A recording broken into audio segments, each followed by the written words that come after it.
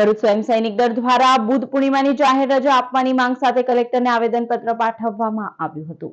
ભરૂચ સ્વયં સૈનિક દળ દ્વારા આજરોજ કલેક્ટરને આવેદનપત્ર પાઠવવામાં આવ્યું હતું, જેમાં જણાવ્યા અનુસાર ગુજરાત સરકાર દ્વારા છાપવામાં આવેલા સરકારી કેલેન્ડરમાં બુદ્ધ પૂર્ણિમાની રજા જાહેર કરવામાં આવેલ નથી। આથી બુદ્ધ પૂર્ણિમાની કાયમી રજા જાહેર કરવાની માંગ કરવામાં આવી છે।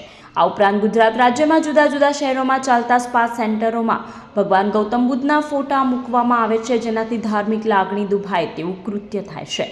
આથી સ્પા સેન્ટરો પરથી ગૌતમ બુદ્ધના ફોટા હટાવવાની માંગ કરવામાં આવી છે। આજે અમે ત્રિવિધ બુદ્ધ પૂર્ણિમા છે, તો આજે બુદ્ધ પૂર્ણિમા નિમિત્તે દેશભરમાં આજના દિવસે સરકારશ્રી દ્વારા કેલેન્ડરમાં રજા જાહેર કરવામાં આવે તે માટે અમે કલેક્ટર સાહેબને સ્વયં સૈનિક દળ દ્વારા રેલી કરીને અમે આજે આવેદનપત્ર આપવામાં આવ્યા છે। બીજું કે જે સ્પા સેન્ટરની અંદર તથાગત બુદ્ધના ફોટો અને નામ લખવામાં આવે છે અને એમના ખોટી રીતે કરવામાં આવે છે, તો એ સ્પા સેન્ટર ઉપરથી તથાગત બુદ્ધના નામ હટાવવામાં આવે અને એમની મૂર્તિ હટાવવામાં આવે અને આ ભારત દેશને માનવ એક સમાનના ધમ્મ આપવામાં આવે એવી મારી અપીલ છે।